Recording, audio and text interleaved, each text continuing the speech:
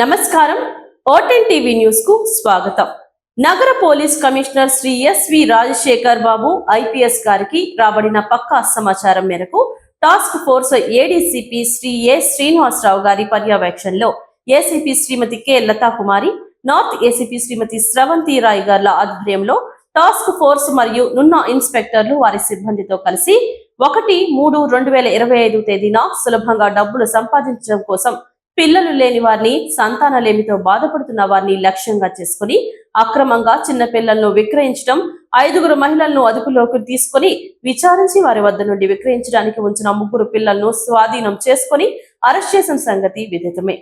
ఈ క్రమంలో నిన్న ఒక పాపను రెస్క్యూ చేయడం జరిగింది. ఈ నేపథ్యంలో ఈ రోజు ఏసీపీ శ్రీమతి కె లతా కుమారి గారి ఆధ్వర్యంలో టాస్క్ ఫోర్స్ మరియు మహిళా పోలీస్ స్టేషన్ అధికారులు సిబ్బందితో కలిసి నిందితులు విక్రయించిన మరో బాబుని పశ్చిమ గోదావరి జిల్లా పాలకొల్లు ఏరియాలో రెస్క్యూ చేసి ఉమెన్ అండ్ చైల్డ్ డిపార్ట్మెంట్ వారికి అప్పగించడం జరిగింది.